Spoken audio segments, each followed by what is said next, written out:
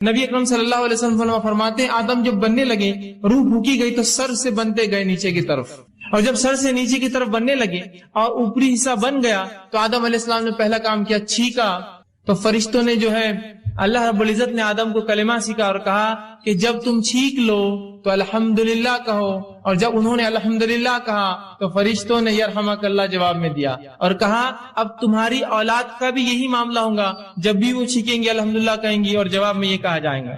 تو آدم علیہ السلام کو جو پہلی عبادت اللہ رب العزت نے کروائی وہ ایک دعا تھی۔ اسی طرح اللہ رب العزت نے آدم علیہ السلام کی جو توبہ قبول کی وہ بھی دعا کے ذریعے کی۔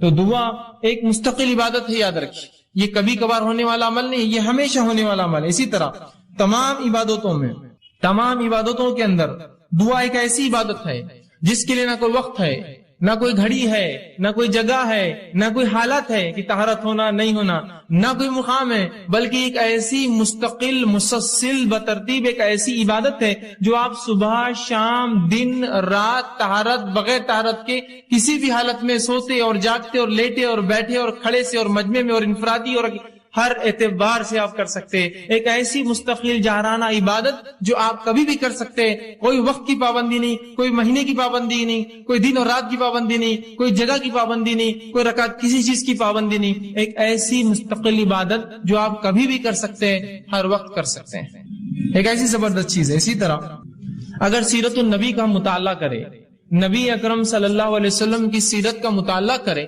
تو آپ صلی اللہ علیہ وسلم کی زندگی کی کوئی گھڑی، کوئی پہلو، کوئی موقع ایسا نہ تھا جب نبی اکرم صلی اللہ علیہ وسلم نے دعا نہ کی ہو یا امت کو دعا نہ سکھلائی ہو۔ ایک تو تھا آپ کو دعائیں کرتے، ایک سکھایا بھی کرتے تھے، تو نہ کی ہو یا نہ سکھلائی ہو۔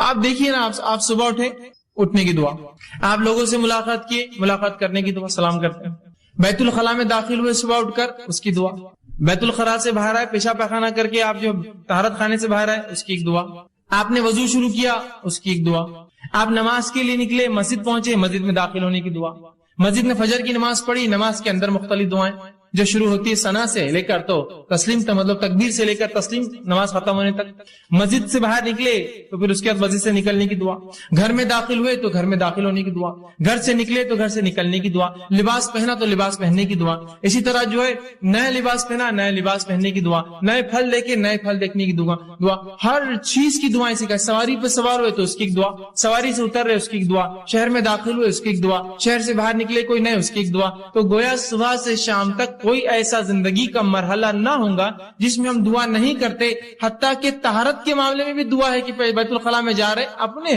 جو ہے طہارت کے لیے تب بھی دعا، وہاں سے نکل رہے تب بھی دعا، حتیٰ کہ ایک انسان اپنے بیوی کے ساتھ ہو تو اس عمل سے پہلے جو اس کے لیے جائز ہے اس سے پہلے بھی دعا۔ دعائیں دیکھ رہے آپ کس کثرت سے ہے کہ کوئی زندگی کا مرحلہ اس سے خالی نہیں ہے، اور نبی اکرم صلی اللہ علیہ وسلم سے کم و بیش 1000 سے زیادہ دعائیں جو لیل اور نہار صبح اور شام کی وہ ثابت ہے، جو صحیح روایتوں سے آتی ہے، کم و بیش 1000 کے قریب ایسی دعائیں ہیں جو رسول اللہ صلی اللہ علیہ وسلم سے ثابت شدہ صحیح روایتوں سے ملتی ہے جو ہمیں کرنا چاہیے۔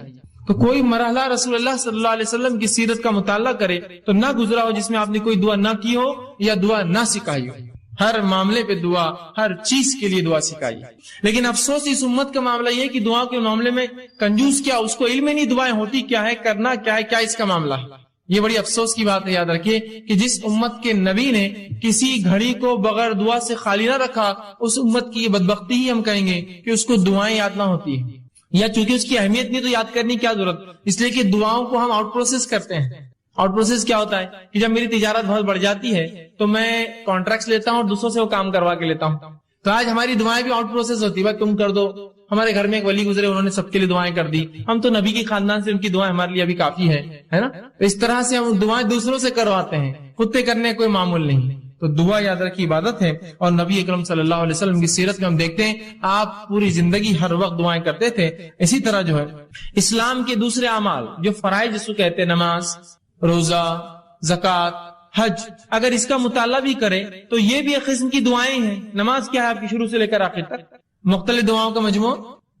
آپ حج کرنے جاتے ہیں، کیا کرتے ہیں حج کے اندر، کیا اعمال ہے آپ کے، طواف کر رہے تو دعا، صحیح کر رہے تو دعا، جو ہے میدان عرفہ میں ہے تو دعا، مزدلفہ میں تو دعا، جا رہے تو دعا، مطلب دعا ہی تو ہے حج پورا، دعا ہی تو ہے نماز پوری. تو یہ گویا فرائض بھی عبادت ہے، یہ جو فرض عبادتیں ہیں یہ بھی خود ایک قسم کی دعائیں ہیں، یاد رکھیے. تو دعاؤں کی شریعت میں بڑی اہمیت یاد رکھیے. لیکن آج یہ ہماری بدبختی ہے، غلط فہمی ہے کہ ہم یہ سمجھتے ہیں دعا ایک ایسی چیز ہے جو مشکل حالات میں، پریشانی کے اندر، مصیبت کے اندر اس کو استعمال کیا جائے، ورنہ بہرحال اس کی ضرورت نہیں ہوتی. حالانکہ یہ ایک بہت بڑی غلط فہمی یاد رکھیے، بہت بڑی غلط فہمی کہ ہم محض اپنی ضرورت کے وقت دعا کریں، بلکہ ہمیں تو یہ حکم ہے کہ ہر بار ہم دعا کریں. یاد رکھیں، ہر بار دعا کرے، ہر چیز سے پہلے دعا کرے، ہر چیز کی بات دعا کرے، ہر چیز کی ابتدا میں دعا کرے. یہ غلط فہمی کو دور کیجیے کہ دعا کبھی کبھار مصیبت میں پھنس گئے، پریشانی میں پھنس گئے تو کرے، بلکہ دعا ایک مستقل جارحانہ ایک مومن کی زندگی کا عمل ہے جو وہ صبح شام اٹھتے بیٹھتے کھاتے پیتے، عبادتوں سے پہلے، عبادتوں کے اندر، عبادتوں کے بعد وہ جو ہے دعائیں کرتا ہے. اور اللہ رب العزت جو ہے دعاؤں کو قبول بھی کرتا ہے. ایک غلط فہمی یہ بھی ہوتی ہے لوگوں کو کہ یار میں نے اتنی دعا کی، ہم لوگ اتنی دعائیں کر رہے ہیں لیکن میری دعا قبول نہیں ہوتی. میں نے فلاں مسئلے کے لیے دعا کی، وہ چیز مجھے نہیں ملی. میں نے فلاں کام کے لیے دعا کی، وہ چیز کام نہیں ہوا. میں نے فلاں مسئلے کو فلاں کیا، آج تک وہ چیز نہیں ہوئی. یہ کیسی عجیب بات ہے کہ میں دعا تو کر رہا ہوں لیکن وہ چیز قبول نہیں ہوتی ہے، وہ چیز میری پوری نہیں ہوتی ہے، یا وہ کام میرا نہیں ہوتا ہے. پھر کیا فائدہ دعائیں کر کے؟ اور جب دعاؤں کا صحیح تصور اور دعا کیا ہے، ہم نے کیا سمجھا؟ دعا مصیبت کی ایک چیز ہے استعمال کی. اب مصیبت حل نہیں ہوئی تو پھر دعا کر کے فائدہ کیا ہے؟ ہم نے دعاؤں کو یہ سمجھا کہ مصیبت کی گھڑیوں میں اللہ کو پکارنا یہ دعا ہے. اب اگر مصیبت میں نے پکارا اور وہ دعا کا جواب نہ آیا، جو مجھے نہ سمجھا، تو پھر فائدہ کیا ہے دعا کر کے جس کا جواب نہیں آتا، جو قبول نہیں ہوتی. اور پھر یہ سوچ کر انسان یا تو دعائیں کرنا چھوڑ دیتا ہے. دعائیں کرنا چھوڑنا تو پھر ٹھیک ہے، لیکن اللہ رب العزت سے جو بدزنی وہ شروع کرتا ہے، یار دعائیں قبول نہیں کرتا اللہ ہماری، فائدہ کیا کر کے؟ بدزنی مطلب اللہ سے بدزن ہو جاتا ہے اور یہ کہنا شروع کر دیتا ہے کہ دعائیں میری قبول نہیں ہوتی ہے یار، یا دعا کر کے فائدہ نہیں میری قبول نہیں ہوتی. یہ بہت خطرناک چیز ہے، یاد رکھیں. پہلے غلط فہمی کی دعا مصیبت کی ایک چیز ہے، اس کے بعد اگر مصیبت دعا نہیں دوسری چیز کی، پھر انسان یا تو دعائیں کم کر دیتا ہے یا تو دعا کرنا چھوڑ دیتا ہے. یہ کم اور چھوڑنا تو ٹھیک ہے، اللہ سے شکایتیں شروع کر دیتا ہے. کیسا اللہ میری دعا قبول نہیں کیا، کیا فائدہ یار دعا کر کے، اپنی قبول نہیں ہوتی تو کر کے کیا فائدہ؟ یہ سب سے خطرناک مرحلہ یاد رکھیے. اس میں انسان پھر جو ہے اس دائرے سے نکل جاتا ہے اور اکثر لوگ اس چکر میں جا کے شرک اور کفر تک پہنچ جاتے ہیں. کیسے انشاءاللہ آگے میں رکھوں گا. جبکہ اللہ رب العزت نے اپنی کتاب میں اعلان کیا کہ تم دعا کرو، میں تمہاری دعاؤں کو قبول کروں گا. جس طرح میں نے ایک آیت آپ کے سامنے خطبے میں 2 آیتیں تلاوت کی. ایک آیت سورہ غافر سورہ نمبر 40، اس کی آیت نمبر 60 میں نے تلاوت کی. اس میں اللہ فرماتا اور کہتا ہے وقال ربکم ادعونی استجب لکم، کہ تمہارا رب تم سے کہتا ہے، اللہ رب العزت کہتا ہے کہ تم اس سے دعا کرو، استجب لکم، میں تمہاری دعاؤں کو سنوں گا. کون کہہ رہا ہے؟ یہ اللہ کہہ رہا ہے تم دعائیں کرو اے مسلمانوں، میں تمہاری دعاؤں کو سنوں گا. استجب لکم ان الذین یستکبرون عن عبادتی، اور جو میری دعائیں نہیں کرتے، مجھ سے دعائیں نہیں مانگتے اور تکبر کی بنیاد پر نہیں مانگتے. جو اللہ فرماتا ہے یستکبرون عن عبادتی، جو دعاؤں کو نہیں کرتا تکبر کی بنیاد پہ، اور دعا عبادت چونکہ یہاں لفظ ہے ان عبادتی، جو دعاؤں کی شکل میں میری عبادت نہیں کرتا تکبر کی بنیاد میں، سیدخلون جہنم داخرین، ایسے شخص کو میں جہنم کے اندر ڈال دوں گا. سمجھ رہے بات کو کہ جو دعا نہیں کریں گے، تکبر کریں گے، دعا ایک عبادت ہے، تو اللہ فرما رہا ہے ایسے لوگوں کو اٹھا کر میں کہاں ڈال دوں گا؟ سیدخلون جہنم داخرین، ایسے لوگوں کو میں جہنم میں ڈال دوں گا. تو وہ اللہ دعا سنتا ہے، نہ کرنے والوں کو جہنم میں ڈالیں گا، تو کرنے والوں کی پھر ضروری اس کے لیے لازم ہے کہ وہ جواب دے. پھر اس کے نفس پہ لازم ہے، جب وہ کہہ رہا ہے مجھ سے کرو، نہ کروں گے تو جہنم میں ڈالوں گا، تو گویا تم کرو میں قبول کروں گا. یہ اس کا معنی ہے. دوسری آیت جو میں نے تلاوت کی سورہ بقرہ سورہ نمبر 2 آیت میں 186 اس میں اللہ نے فرمایا وَإِذَا سَأَلَكَ عِبَادِي عَنِّي فَإِنِّي قَرِيبٌ، کہ میرے بندے اے نبی تم سے سوال کرتے ہیں صلی اللہ علیہ وسلم، کہ میرے بندے سوال کرتے سَأَلَكَ عِبَادِي عَنِّي، میرے بارے میں، فَإِنِّي قَرِيبٌ. اگر قرآن کا آپ اگر طرز دیکھیں، قرآن کا جواب دینے کا اگر انداز اور اسلوب دیکھیں، قرآن میں جب بھی رسول اکرم صلی اللہ علیہ وسلم سے سوال ہوا تو اللہ نے فرمایا وہ تم سے پوچھتے ہیں فلا کہہ دو قل، وہ تم سے پوچھتے ہیں چاند کے بارے میں، کہہ دو قل کے لفظ آتے ہیں. سبحان اللہ. اس آیت پہ غور کیجیے، اللہ نے فرمایا وَإِذَا سَأَلَكَ عِبَادِي، میرے بندے میرے بارے میں پوچھتے ہیں، فإنی قریب، کہہ دو بھی نہیں کہا، رسول کو نکال دیا بیچ میں سے، فإنی قریب، کہہ دو ان سے کہ میں قریب ہوں، نہیں کہا فإنی قریب، میں قریب ہوں ان سے۔ مطلب گویا جملے اور الفاظ کے اعتبار سے اس کے اندر قالا کا لفظ بھی نہیں آیا کہ نبی تم کہہ دو قل ان سے، یا قال یہ تم ان سے کہہ دو کہ میں قریب ہوں۔ رسول اکرم صلی اللہ علیہ وسلم کو بھی وہاں سے نکال کر انی قریب سیدھا جواب دیا گیا۔ حالانکہ سورہ بقرہ اٹھائیے، سوالات کا ایک سلسلہ ہے سورہ بقرہ میں، ہر سوال کی بات آتا ہے کہ آپ سے سوال کرتے قل ان سے جواب کہہ دو، قل ان سے کہہ دو، قل ان سے کہہ دو، کہ اس کا معنی یہ۔ یہاں جب سوال ہوا کہ میرے بندے پوچھتے میرے بارے میں، تو رسول اللہ صلی اللہ علیہ وسلم کو قل بھی نہیں کہا، نکال دیا فانی قریب، سیدھا اتنا قریب ہوں کہ مجھے یہ بھی کہنے کی ضرورت نہیں ہے نبی آپ کہہ دو میں قریب ہوں۔ تو کہا وَإِذَا سَأَلَكَ عِبَادِي عَنِّي فَإِنِّي قَرِيبٌ، جب میرے بندے پوچھتے ہیں میرے بارے میں نبی آپ سے کہہ دو کہ میں ان سے قریب ہوں، اجیب الدعوۃ الداعی اذا دعان، اور جو بھی مجھ سے دعا کرتے ہیں میں ان کی دعاؤں کو قبول کرتا ہوں، ان کی دعاؤں کا جواب دیتا ہوں۔ اور فرمایا فَلْيَسْتَجِبُوا لِي، تو انہیں چاہیے وہ صرف میرے سے ہی دعا کریں، مجھے سے ہی مانگے، وَلْيُؤْمِنُوا بِي، اور مجھ پر ایمان لائے، لَعَلَّكُمْ يَرْشُدُونَ، شاید کہ وہ ہدایت یافتہ ہو، شاید کہ وہ رشد و ہدایت پر قائم رہے۔ تو یہاں اللہ رب العزت نے اس کی وضاحت کر دی کہ اے لوگوں تم پوچھتے ہو میرے بارے میں، میں قریب ہوں، تمہاری دعاؤں کو سنتا ہوں، لہٰذا تم صرف مجھ ہی سے دعا کرنا تاکہ تم جو ہے رشد و ہدایت پر رہو۔ وَلْيُؤْمِنُوا، ایمان مرحل شرط ہے ہر چیز کے لیے، تو میں ایمان والوں کی دعائیں قبول کرتا ہوں، اور آگے فرمایا جو ہے تاکہ تم رشد و ہدایت پر قائم رہو۔ تو یہاں اس آیت نے وضاحت کر دی۔ اسی طرح رسول اللہ صلی اللہ علیہ وسلم فرمایا اور کہا، جامع ترمذی کی روایت آپ نے فرمایا ان الدعاء هو العبادہ، دعا عبادت ہے، عبادت ہے دعا، یاد رکھیں۔ اسی طرح فرمایا جامع ترمذی کی یہ بھی روایت ہے الدعاء مخ العبادہ، دعا عبادت کا مغز ہے، یہ عبادت کا مغز ہے۔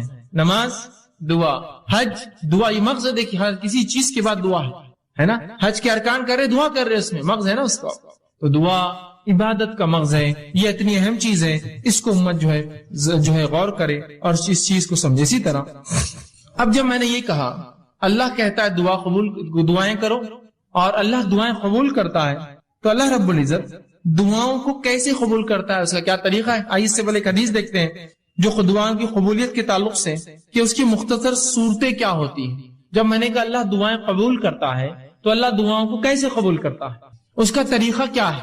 کیا جو میں مانگوں وہ کر دیتا ہے؟ طریقہ کیا ہے؟ آئیے سنیے۔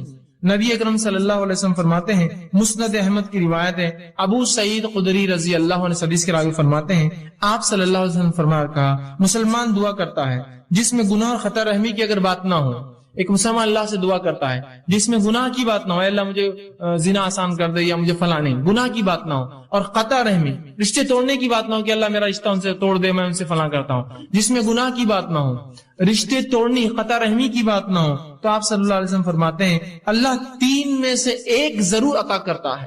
جب بندہ اللہ سے دعا کرتا ہے جو گناہ کی نہ ہو، پہلا شرط، دوسرا قطع رحمی رشتے توڑنے کی نہ ہو، تو اللہ 3 میں سے کوئی ایک کام اس کے ساتھ کرتا ہے۔ غور سے سنیے تاکہ وضاحت ہو جائے کہ اللہ دعائیں بولتے ہیں نا اسے تو قبول نہیں کرتا ہے، تو کیا کرتا ہے؟ سنیے 3 میں سے کوئی ایک کام۔ پہلا، دعا کے مطابق خواہش پوری کر دیتا ہے، اے اللہ مجھے فلاں گاڑی چاہیے، گاڑی مل گئی، دعا کے مطابق خواہش پوری کر دی۔ اے اللہ مجھے فلاں گھر چاہیے، گھر مل گیا، دعا کے مطابق خواہش پوری کر دی۔ اے اللہ مجھے فلاں جو خاتون سے نکاح کرنا ہے، دعا کے مطابق آپ کو کر دیا، وہ چیز آپ کو عطا کر دی۔ اے اللہ میرے والدین کو صحت عطا فرما، دعا کے مطابق صحت عطا ہو گئی۔ تو جو مانگتا ہے مل جاتا ہے، پہلی شکل۔ دوسری صورت دعا قبول ہونے کی، سنیے آپ فرماتے ہیں دعا کو آخرت کے لیے اٹھا کے ذخیرہ بنا دیتا ہے، دعا کو اللہ لے لیتا ہے اور اٹھا کر آخرت میں ذخیرہ بنا دیتا ہے، اینڈ ٹائمز کا سٹاک، مرنے کے بعد کی زندگی کے لیے ایک سٹاک بنا کے رکھ دیتا ہے، آخرت کا ذخیرہ بنا دیتا ہے۔ اور تیسرا فرماتے ہیں دعا کے برابر مصیبت کو ٹال دیتا ہے۔ دعا کے برابر آپ نے دعا مانگی اللہ مجھے گاڑی دے، اب بولیں گاڑی نہیں ملی مجھے، دعا کے برابر مصیبت ٹال دی، ہو سکتا ہے گاڑی لیتے آپ ایکسیڈنٹ ہو کے مر جائے، دعا کے برابر مصیبت ٹال دی، گاڑی نہیں دلائی آپ، دعا کے برابر مصیبت ٹال دی، تو آپ کی دعائیں اللہ نہیں قبول کر کے در حقیقت قبول کر رہا ہے، وہ اس کا بدلہ دے رہا ہے آپ کو۔ مطلب مجھے لگ رہا ہے کہ یہ چیز میرے لیے اچھی ہے، پتہ چلا اس میں تو میرے لیے شر تھا، اللہ نے بچا لیا، بعد میں الحمدللہ میں بچ گیا، ورنہ وہ چیز لے کے پھنس جاتا ہوں، سمجھے آپ؟ تو نہیں قبول کر کے قبول کرتا ہے آپ کی دعا۔ وہ 3 شکلیں، پہلی ہو بہو جو مانگا عطا ہوا، دوسری شکل آخرت کے لیے توشہ ذخیرہ بنا کے اعمال میں رکھ دیا. تیسری شخص دعا کے برابر مصیبت ٹال دی جاتی ہے. صحابہ نے کہا اللہ کے رسول تب تو ہم کثرت سے دعائیں کریں گے, مطلب دعا میں نقصان کچھ ہے نہیں, صرف فائدہ ہے, تب تو ہم کثرت سے دعائیں کریں گے. تو آپ صلی اللہ علیہ وسلم فرمایا اللہ کے پاس بہت خیر ہے, تم جتنی چاہو کرو, اس کے خزانے بہت زیادہ کم نہیں ہونے والے, کرتے رہ جاؤ. اور ایک دوسری روایت میں آپ نے فرمایا ایک بندہ اللہ کے پاس جائے گا, اس کا حساب کتاب ہوگا, وہ کہیں گے اللہ میں نے یہ اور یہ عمل تو کبھی زندگی میں نہیں کیے تھے, مطلب کچھ ایسے عمل اس کے نام عمل میں ہوں گے جو اس نے کیے نہ ہوں گے. وہ کہیں گے اللہ یہ کیا ہے, تو اللہ کہیں گا یہ وہ تیری دعائیں تھی جو میں نے قبول نہیں کی تھی جب تو نے مانگی تھی دنیا میں.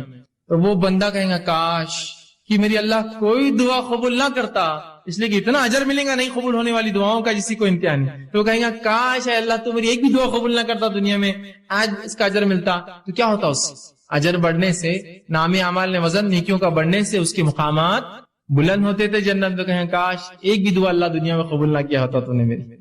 تو تین میں سے ایک ملتا ہے, یاد رکھیے. اب کوئی دعائیں نہ چھوڑے, اللہ سے ناراض نہ ہو, اللہ سے رسوائی کا اظہار نہ کرے اللہ میری نہیں سنتا ہے, وہ سن رہا ہے آپ کی, آپ کو تین میں سے ایک دے رہا ہے. دعا کے بدلے دعا جو مانگا وہ دے رہا ہے, یا اس کے بدلے آخرت کے لیے اٹھا کے رکھ رہا ہے, یا اس کے بدلے آپ کو اور مجھے اس کے برابر مصیبت کو ٹال دے رہا ہے, مصیبت کو ٹال دے رہا ہے. اور کیوں نہ ہو, ہم لوگوں کے لیے کچھ چیزیں ایسی ہوتی ہیں, ہم ظاہر کو دیکھتے ہیں نا, اللہ جو ہے باطن کا جاننے والا ہے, وہ زیادہ بہتر جانتا کیا اچھا اور کیا نہیں. میں دعائیں مانگ رہا ہوں, اور اللہ نے قرآن میں فرمایا سورہ بقرہ میں, انسان کبھی کبھار اپنے لیے دعاؤں کی شکل میں بد دعائیں مانگتا ہے, دعائیں نہیں ہوتی بد دعائیں مانگتا ہے. وہ قسم سے اللہ اس کو نہ قبول کر کے رحم کرتا ہے ہم پر. مجھے علم نہیں کسی چیز کا, میں دعا کروں اللہ یہ چیز ہی مجھے چاہیے, دعا یوں کرنا چاہیے اللہ اس میں خیر ہو تو مجھے دے, نہیں یہ چیز ہی مجھے چاہیے. اللہ نے کہا ٹھیک ہے لے لے.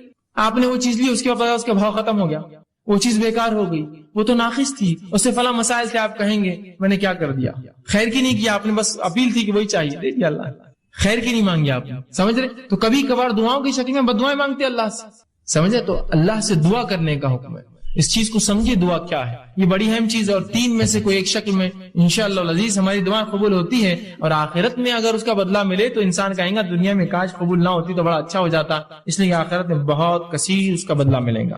ٹھیک ہے, اسی طرح اب جو میں نے کہا دعائیں قبول ہونے کی تین صورتیں ہیں, اس میں سے جو تین صورتیں ہیں اس میں سے جو ایک صورت اللہ ہو دعا کو قبول کرتا ہے, اس جو سٹیپ جو پہلا قبول جو اللہ ہو کرتا ہے, اس کے پھر دو طریقے اللہ کے قبول کرنے کے. اللہ ہر دعا قبول کرتا ہے, دعائیں تین شکل میں قبول ہوتی ہیں, ہو آخرت میں بدلا اس کے برابر مصیبت ڈالتا ہے. تو جو پہلی شکل اللہ قبول کرتا ہے, اس قبول کرنے کی پھر دو شکلیں ہیں, اس قبول کرنے کی دو شکلیں. وہ کیا ہے؟ پہلی شکل یہ ہے دعا مانگی تبھی قبول ہو گئی, آج میں نے دعا کی کل نتیجہ آ گیا, آج میں نے دعا کی پرسوں نتیجہ آ گیا, آج میں نے دعا کی ایک مہینہ بعد رزلٹ تھا میرا اور وہی آیا جو میں چاہتا تھا. تو یہ ہوا فوراً حال میں, مطلب بالکل آپ دیکھ سکتے ہیں اس کی دعا فوراً قبول ہو گئی آپ کی. اور کبھی اس دعا کو اللہ بعد میں قبول کرتا ہے, بہت لمبے عرصے کے بعد, کتنا عرصہ ہم نہیں جانتے, بہت دن بعد کرتا ہے. لیکن تو جو پہلی شکل ہے پھر اس کے دو ٹائپس ہوتے ہیں, پہلا فوراً, دوسرا تھوڑا وقت کے بعد. آئیے اس کی مثالیں ہم دیکھتے ہیں. جس میں دعا جو فوری قبول ہو جاتی ہے اس کی ایک مثال ہے, صحیح بخاری کی روایت ہے. آپ صلی اللہ علیہ وسلم فرماتے ہیں تین لوگ تھے بنی اسرائیل سے, اور وہ جنگل میں تھے, زوردار بارش ہونے لگی, تینوں نے گفا میں پناہ لے لی. اچانک اوپر سے ایک پتھر گرا اور گفا کی منہ پہ آ کے لگ گیا, گفا بند ہو گئی. تینوں نے کہا اپنے اپنے نیکی کا وسیلہ تلاش کرو اور اللہ کے سامنے ایسی نیکی بیان کرو جو نیکی خالص اللہ کے لیے کی ہوں گی تاکہ یہ مصیبت ٹل جائے. پہلے نے کہا اللہ میں نے اپنے والدین کے لیے جو ہے بکریاں چرا کر آیا تھا, والدین سو گئے, میں روز پہلے ان کو دودھ پلاتا, اس دن میرے والدین سو گئے تھے, بچے حالانکہ میرے بھوک سے تڑپ رہے تھے, میں نے پھر بھی بچوں کو جو ہے دودھ نہیں دیا, پہلے والدین کے اٹھنے کا انتظار کیا, انہوں نے پیا, پھر میں نے بچوں کو دیا, یہ میں نے تیرے لیے کیا تھا. اگر تجھے یہ چیز پسند ہے تو جو ہے اس کو جو ہے تو تھوڑا اس مصیبت کو ہٹا دے. پتھر تھوڑا کھسک گیا, روشنی اندر آنے لگی, فوراً اثر ہوا دعا کا, فوراً انسٹنٹ دعا ہوئی, اثر ہوا, پتھر تھوڑا کھسک گیا. پھر دوسرے شخص نے دعا کی, اور تیسرا بہرحال تفصیلی ہے واقعہ بہت لمبا. تینوں نے دعا کی, ایک کی دعا پہ تھوڑا کھلا روشنی, دوسرے کی دعا پہ اتنا کھلا کہ باہر دیکھ سکتے لیکن نکل نہیں سکتے, تیسرے کی دعا پہ وہ رول کر کے بازو ہٹ گیا اور تینوں باہر نکل گئے. جبھی اللہ نے جواب دیا ان کی دعا کا. یہ ایک شکل ہے. اب دوسری شکل جو اللہ بعد میں جواب دیتا ہے, جو بعید ہوتا ہے, عرصے بعد دیتا ہے, تو آئیے اس کی مثال قرآن نے دی. ابراہیم علیہ الصلوۃ والسلام نے اللہ سے دعا کی, سورہ بقرہ سورہ نمبر 2 آیت نمبر 129, اور فرمایا ربنا وابعث فیہم رسولا منہم یتلو علیہم آیاتک ویعلمہم الکتاب والحکمت ویزکیہم. اے اللہ ان لوگوں میں سے انہی میں سے ایک رسول پیدا کر. اے اللہ ان لوگوں میں سے. یہ دعا کب کیا آپ نے معلوم آپ کو؟ جب اسماعیل علیہ السلام اور ہاجرہ علیہ السلام کو لا کر مکے میں چھوڑ دیا. مکے میں چھوڑنے کے بعد جب آئے تو ایک دعا کر رہے ہیں. کیا دعا کر رہے ہیں؟ اے اللہ میری اس اولاد سے, اسماعیل سے, اس کی نسل سے, ان لوگوں میں سے جو ہے اللہ فرمائے ربنا وابعث فیہم رسولا منہم, انہی کے اندر سے ایک رسول انہی میں سے بھیج, یتلو علیہم آیاتک, جو تیری آیتیں پڑھ پڑھ کر انہیں سنائے, ویعلمہم الکتاب, اور تیری کتاب کا علم انہیں دے, والحکمہ, اور ان کو نبوی علم احادیث کا علم حکمت عطا فرمائے, ویزکیہم, اور ان کی نفسوں گناہوں سے پاک کرے. اور یہ دعا کا نتیجہ کون تھے معلوم آپ کو؟ یہ دعا کب قبول ہوئی؟ نبی اکرم صلی اللہ علیہ وسلم اس دعا کا نتیجہ تھے. آپ نے حدیث میں اس کی تفسیر کی اور فرمایا, آپ نے فرمایا میں اپنے باپ ابراہیم کی دعا کا نتیجہ ہوں. کتنے ہزار سال پہلے کی تھی ابراہیم علیہ السلام نے دعا؟ قبول کب ہوئی؟ وہ انہی میں سے رسول آیا. آخری نبی عرب تھے, اسماعیل علیہ السلام کی نسل سے, لیکن ہزاروں سال بعد دعائیں رائے گاہ نہیں جاتی ہے, اثر لاتی ہی اثر ہو فوراً یا بعد میں. اور بات کی فوراً کی مثال بھی میں رکھ دی, بات کی مثال بھی رکھ دی آپ کے سامنے. تو اللہ کے رسول ابراہیم علیہ السلام کی دعا قبول ہوئی. ہر دعا قبول ہوتی, میری آپ کی بھی ہوتی ہے, لیکن فوراً نہیں ہوئی. کئی ہزار سال بعد اسی نسل میں اسماعیل علیہ السلام سے ایک نبی آئے. دعائیں خوب دیجیے, خوب دعائیں دیجیے. یہ دعائیں پتہ نہیں کب اثر لائیں, کتنے نسلوں بعد لائیں گی. ابراہیم علیہ السلام کی دعا ہزاروں سال بعد رنگ لائی, 3000 3,500 4,000 سال بعد. دعائیں کرنا چاہیے, اس کے بڑے فضائل یاد رکھیے. تو 3 شکلوں میں سے پہلی شکل کی 2 قسمیں ہیں کہ فوراً اور دیر سے. لیکن یاد رکھیے اللہ رب العزت دعا قبول کرتا ہی ہے. دعا کبھی رائے گاہ نہیں جاتی. کبھی اپنی دعاؤں سے مایوس مت ہوئیے کہ میں نے دعا کی اور قبول نہ. اسی طرح جو شخص جو ہے حاجت طلبی کے جو ہے ذریعہ دعاؤں کو سمجھتا ہے, اور جب حاجت اس کی پوری ہوگی سمجھتا ہے دعا غنیمت ہے, وہ شخص ایسا سوچ کر جو ہے بہت بڑی غلط فہمی کرتا ہے, اور اس کی وجہ سے بہت سارے غلط اس کے نتائج نکل جاتے ہیں. اور ایسا شخص جو یہ سمجھتا ہے کہ دعا ایک ایسی چیز ہے کہ اسے کرنے سے میری حاجت پوری ہوں گی, اور بعد میں عام حالت میں دعا نہیں کرتا, اس شخص کی مثال ایسی ہے کہ ایک آدمی جہاد کے لیے جائے اور اس کی نیت و مال غنیمت ملے مجھے. تو کیا ایسے شخص کو جہاد کا ثواب ملتا ہے؟ جو جہاد کی نیت جائے, یہ سوچے مال غنیمت کے لیے جائیں گے اپنے جہاد میں, چلو بہت پیسہ ملتا ہے جتنے بار فلاں ہوتا.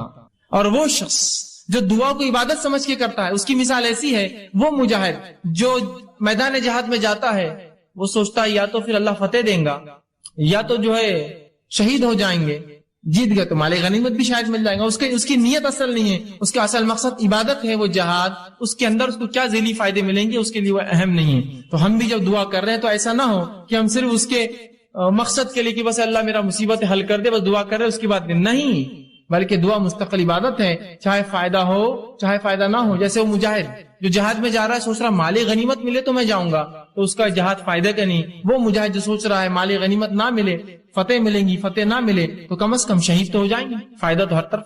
سمجھ رہے؟ تو دعا کو بھی آپ مخصوص نہ کر دیں, مصیبت میں تو دعا کرو. دعا تو مصیبت, تنگ دستی, خوشحالی, فراوانی, اور ہر اعتبار سے صحت مندی میں اور بیماری میں اور ہر حالت سے امن میں اور خوف میں, ہر جگہ جو ہمیں جو ہے دعا کرنی چاہیے. اسی طرح دعا ایک بہترین ہدیہ ہے, یاد رکھیے.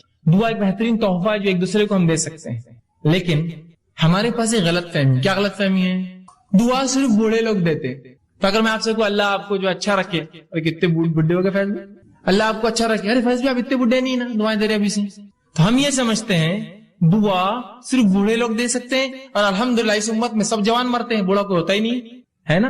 دیکھیے کہاں کوئی بوڑھا ہوتا ہے, انسان کی 60 سال 70 سال زندگی گزرے لیکن کالا کر کے گھوم رہا ہے, ٹی شرٹ صاف ٹی شرٹس, اور اپنا دکھاتے ہوئے بالکل کالے بال ہے, بتانا چاہ رہا ہے ابھی تو میں جوان ہوں بھائی, کہاں میرے چکر میں جا رہے تھے. جوان ہوں, بوڑھا مت سمجھو مجھے, بچے ہیں میرے بڑے لیکن پھر بھی میں جوان ہوں, ہے نا. تو بوڑھے کہاں ہوتے ہیں؟ اور دعا چونکہ بوڑھے لوگ دیتے ہیں تو ہمارے پاس تو کوئی بوڑھا ہوتا ہی نہیں, ہے نا. اور مرد تو بھی ایک دوسرے کو دعا دیتے ہیں, عورتیں تو کبھی دعا دیتی ہی نہیں ایک دوسرے کو. فرض سلام کا جواب دینے بھی کتراتی ہے, تو دعائیں تو دور کی بات ہوتی ہے نا. اگر کوئی ایک خاتون کو دوسری خاتون کر دے السلام علیکم, بولتی ہے تم نے ہم کو سلام کیے, بولتی ہوں کیوں, پہچانتے ہم کو نہیں, ادھر لینے آنے والے کے بعد میں نہیں, ایسا بھی نہیں.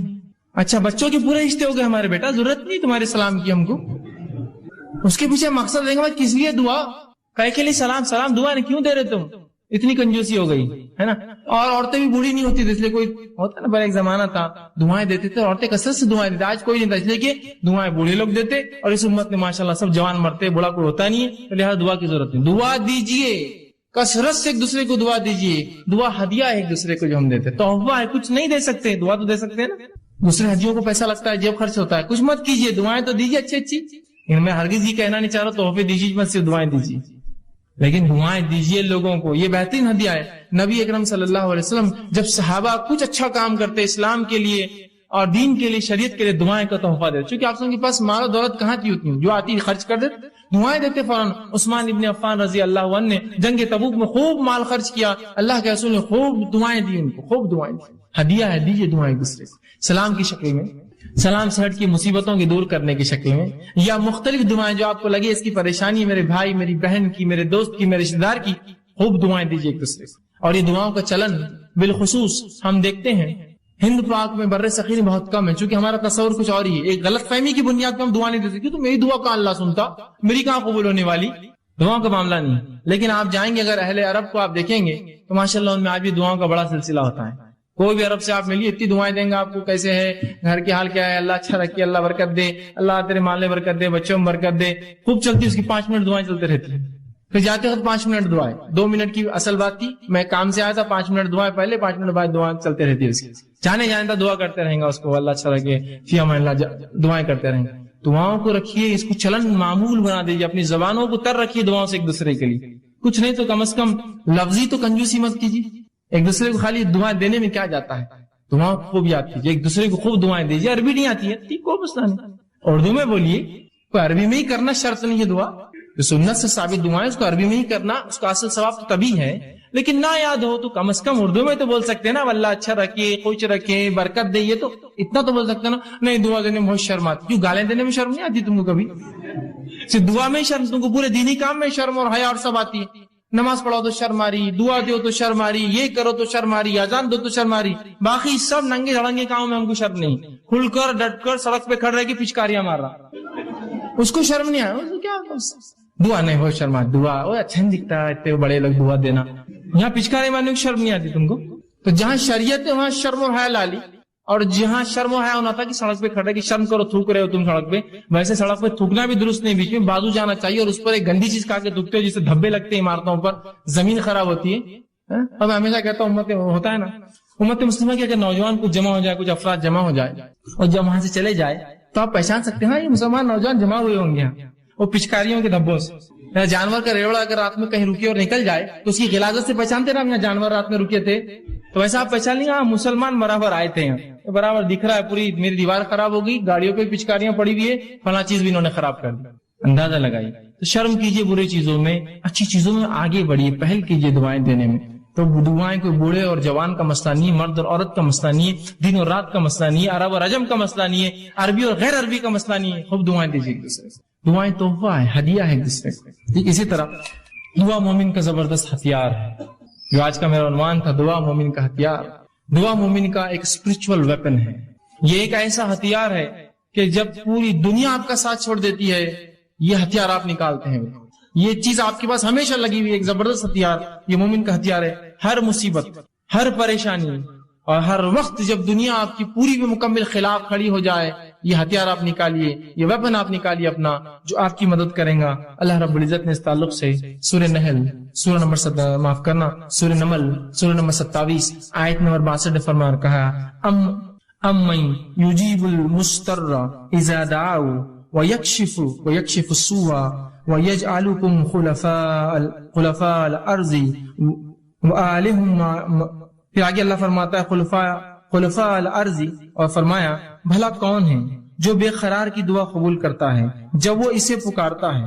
کیا فرمایا اللہ نے؟ بھلا وہ کون ہے جو بے قرار کی دعائیں، جب انسان پریشان، تنگ دست، مصیبت زدہ ہوتا ہے تو کون ہے اس بے قرار انسان کی دعائیں سنتا ہے؟ تو دعا میرا اور آپ کا ہتھیار ہے، اور ایک ایسا زبردست ہتھیار کہ جو آپ ہر وقت استعمال کر سکتے ہیں. اور مصیبت میں یہ ہتھیار تو بالکل آپ کا سب سے بالکل آخری ساتھی یسوع کہتے ہیں آپ کے ساتھ ہوتا ہے. اور اللہ ہر کسی کی دعائیں سنتا ہے، جس کے تعلق سے اگر آپ واقعہ دیکھیں تو اللہ رب العزت نے یونس علیہ السلام کا واقعہ آتا ہے کہ یونس علیہ السلام سے ایک خطا ہوئی. خطا یہ ہوئی کہ آپ نے جب اللہ نے اس بستی پر عذاب لانے کا سوچا تو آپ نے سوچا اب دعوت پہنچا کہ کیا فائدہ, نکل جاتا ہوں بستی سے. نکل کر چلے گئے. جب کشتی میں سوار ہو کے شہر سے جا رہے تھے, ہوا یوں کہ لوگوں نے کہا کہ ایک طوفان آ رہا ہے اور طوفان سے بچنے کے لیے کشتی کو ہلکا کرنا پڑے گا, خرہ ڈالیں گے, لوٹ ڈالیں گے, جس کا نام آیا اس کو کشتی سے باہر پھینک دیا جائے گا. خرہ ڈالا گیا, یونس علیہ السلام کا نام نکلا. یونس علیہ السلام کا نام نکلا, لوگوں نے اٹھا کشتی سے پھینک دیا. جو ہی آپ کشتی سے گرے ایک بڑی مچھلی نکل کر آئی اور یونس علیہ السلام کو نگل لیا. نگل کے سمندر کے اندھیروں میں چلے گئی, وہ لے کر گہرائیوں میں چلے گئی یونس علیہ السلام کو لے کر.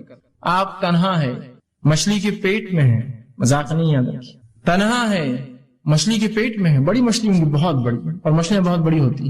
مچھلی کے پیٹ میں ہے, کوئی سننے والا نہیں, وہاں کوئی دیکھنے والا نہیں.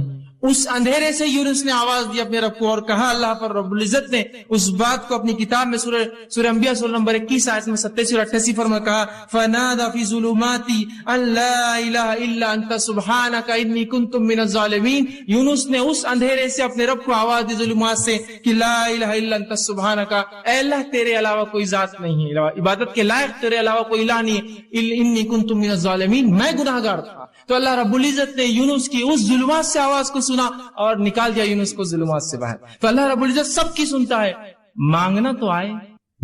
یونس علیہ السلام نے اس گہرائی سے, سمندر کے اس گہرائی اور ظلمات سے آواز دی اپنے رب کو. اللہ نے فرمایا فنادى في ظلمات ان لا الہ الا انت سبحانک انی کنت من الظالمین. اس نے آواز دی اور اس اندھیرے سے کہا, اے اللہ تیرے علاوہ کوئی الہ نہیں, تیرے علاوہ لائق معبود کوئی عبادت کے لائق نہیں, سبحانہ کا تیری ذات پاک ہے, انی کنت من الظالمین, وہ میں تھا جس نے اپنے نفس پہ خطا کی, وہ میں تھا جس نے ظلم کیا اور تیرے حکم کی خلاف ورزی کی.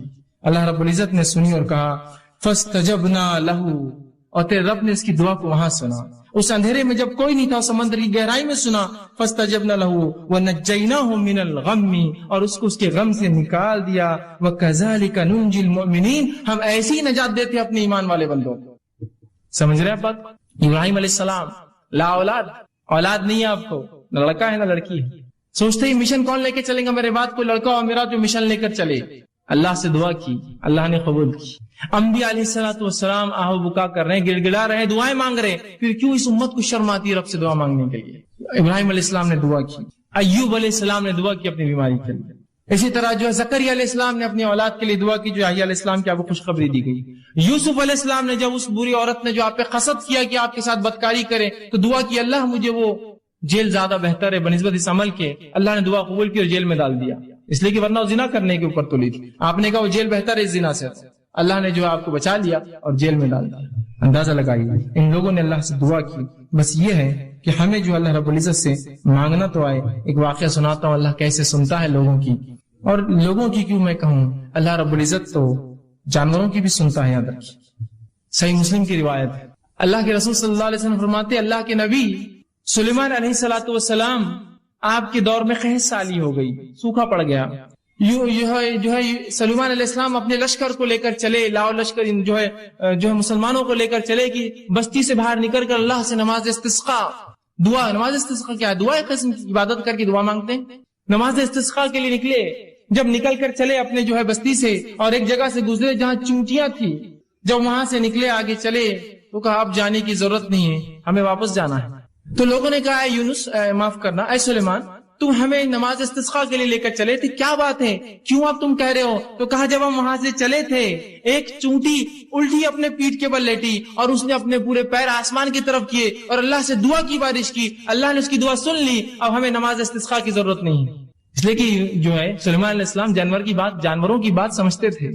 تو کہا اللہ نے اس کی دعا قبول کر لی, تو اللہ تو چونٹیوں کی قبول کرتا ہے, پھر تمہاری اور میری مومنوں کی کیوں نہیں سنے گا؟ وہ چونٹی کو اللہ کی ولی نہیں تھی اور کوئی بزرگ نہیں تھی, جانور ہے وہ, اللہ اس کی بھی سنتا ہے. بس مانگنا تو ہے اپنے رب سے, رب سننے کے لیے ہی تو بیٹھا ہے اوپر, ورنہ اللہ نہ سنیں گا تو کس سے مانگیں گے بندے؟ بتاؤ مجھے.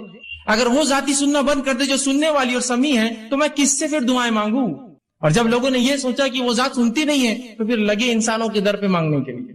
آج جو سب سے افضل دعا, افضل عبادت دعائیں ہیں, کہاں کہاں مسلمان مانگتے ہیں, کن کن دروں پر مانگ رہے اللہ کو چھوڑ کر, ذرا غور کیجیے.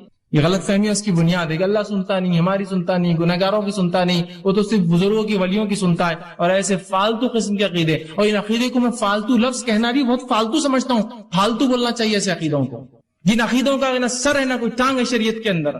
جس شریعت نے آپ کو سب کو اختیار دیا دعائیں کرنے کا، پتہ نہیں کس نے شریعت سے اس کے دعاؤں کا اختیار چھین کے کہا یہ تو ریزرویشن ہے ہمارے لیے، ہم کر سکتے ہیں دعا تمہارے لیے، ہم سے مانگو تو ہم پھر تم کو دیتے ہیں. ابھی اللہ تک کہاں جاتے ہو، ہم تک تو آ جاؤ پھر اللہ تک جانا دعائیں مانگنے. اس قسم کی باتیں کہہ کر مجھے اور آپ کو ایک افضل عبادت سے آج کاٹ کر رکھ دیا. اسی طرح جو ہے دعا کے بارے میں جو غلط فہمی ایک بہت بڑی وہ یہ ہے، لوگوں میں جو پائی جاتی ہے وہ یہ ہے اللہ صرف نیکوکاروں کی سنتا ہے، گناہگاروں کی نہیں سنتا ہے.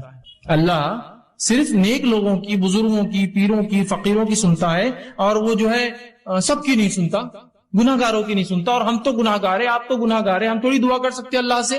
یہ یاد رکھیے ایک بدترین عقیدہ ہے شریعت میں. اس عقیدے کا کوئی جو اصول اور کوئی وزن نہیں ہے، یاد رکھیے. اور جب انسان یہ سوچ لیتا میری دعائیں تو میں نیک نہیں ہوں، اور ہر انسان گناہگار ہے، میں نیک نہیں ہوں تو اللہ میری دعا نہیں سنیں گا، لہٰذا کسی پیر، فقیر، بزرگ، ولی، اچھی شخصیت، نبی کسی کو پکڑنا ہوگا اور ان کے ذریعے جانا ہوگا اس دعاؤں کے لیے. جب یہ عقیدہ لے لیتا ہے اور شریعت کا عقیدہ چھوڑ دیتا ہے تو وہ 3 کام کرنا شروع کر دیتا ہے. پہلا کام کیا کرتا ہے؟ بندہ اللہ سے اپنا تعلق ختم کر لیتا ہے اور پیروں اور فقیروں کا محتاج بن جاتا ہے. اللہ سے تعلق کٹ. اب یہی ذریعہ ہے ہماری دعاؤں کی قبولیت کی. دوسرا کام یہ کرتا ہے بزرگوں کو خوش کرنے کے لیے، ان کو عاجز کرنے کے لیے، ان کو اپنی طرف متوجہ کرنے کے لیے نظریں اور نیاز اور کھانا اور پلانا، اور مرنے کے بعد جو ہے ان کے آستانوں کے اوپر چڑھاوے چڑھاتا ہے کہ وہ خوش ہو جائے. زندگی اگر زندہ ہے تو خوب کھلاتے اور پلاتے ہیں. بزرگ کے ہاتھ بھی دھو کے پی رہے ہیں، افسوس اس امت کو عقل تو ہو، پیر دھو کر بھی پی رہے ہیں. سبحان اللہ. بزرگ ہے نا، اللہ تو اب سننے والا نہیں. پہلے عقیدہ بنا لیا ایک فالتو، میری زبان میں فالتو والا، اور اس کے بعد اب لگی ان کو خوش کرنے. اللہ سے تعلق ختم، ان کو خوش کر رہے، نظریں اور نیاز، زندہ ہے تو اور مردہ ہے تو. اور اس کے بعد تیسرا کام کرتے ہیں، جب یہ سوچ لیتے ہیں کہ اللہ نہیں سنتا ہماری، ہم گناہگار ہیں، تیسرا کام کرتے ہیں دعا قبول ہونے کے لیے بزرگوں کو وہ مقام دے دیتے ہیں جو اللہ کا مقام ہے. نہیں، ان تک ہی جانا پڑے گا، ان کے بغیر دعا قبول نہیں ہوتی، اور انہی کو راستہ بنا لیتے، اللہ کو مکمل ترک کر دیتے ہیں. جبکہ اللہ رب العزت نے اس کا اعلان کیا، وقال ربکم ادعونی استجب لکم، جو میں نے آیت پڑھی تھی، تمہارا رب تم سے کہتا ہے، ہمارا رب ہم سے کہہ رہا ہے اے لوگو کہ مجھ سے دعا مانگو، استجب لکم، میں تمہاری دعا کو قبول کرتا ہوں. ان الذین یستکبرون عن دعا، اور جو تکبر کرتے ہیں عبادتی، میری اس عبادت میں کی دعا نہیں کرتے تو میں انہیں اٹھا کر جہنم میں ڈال دوں گا. یہاں یہ کہا کیا؟ نیک لوگوں تم دعا کرو، تم دعا نہیں کروں گا تو اٹھا کے جہنم میں ڈال دوں گا.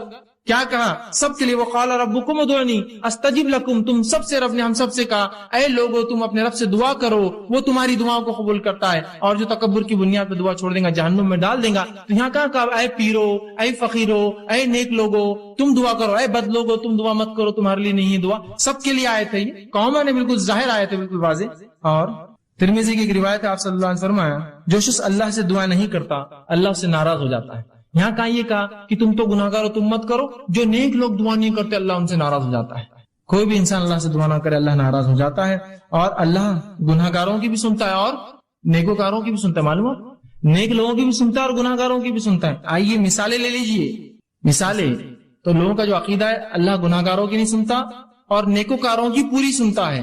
تو میں آپ کو دلیل دیتا ہوں، اللہ گناہگاروں کی بھی سنتا ہے، نیکوکاروں کی بھی سنتا ہے، گناہگاروں کا بھی انکار کرتا ہے، نیکوکاروں کی بھی نہیں سنتا ہے کبھی. تو بڑے بڑے انبیاءوں کی نہیں سنی اللہ نے. مثالیں لے لیجیے. آئیے سب سے پہلے سورہ رعد، سورہ نمبر 13 آیت نمبر 36 اور 38 میں اللہ فرماتا اور کہتا ہے ربی قال انظرنی الی یوم یبعثون.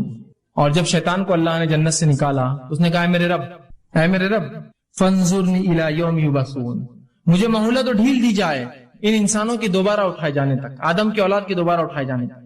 کس نے مانگی دعا؟ شیطان نے. جانتے نا تمام گناہوں کا سبب دنیا میں جو ہے وہی بنتا ہے، لوگوں کو بہکا رہا ہے، پھسلا رہا ہے، گناہ کروا ہے نا. سب سے گناہ گار ہے نا، اللہ کا نافرمان ہے. ابھی کہاں سے نکالا جا رہا ہے؟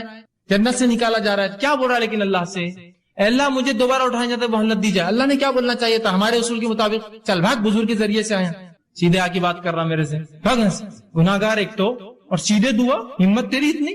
ہمارے اصول کے مطابق تو یہ ہونا چاہیے تھا نا، جا کسی نبی کے وسیلے سے آ، جا کسی پیر فقیر کے وسیلے سے آ، سیدھے آ کے دعا مانگ رہا ہے. شیطان کہیں کا، ابلیس کہیں کا.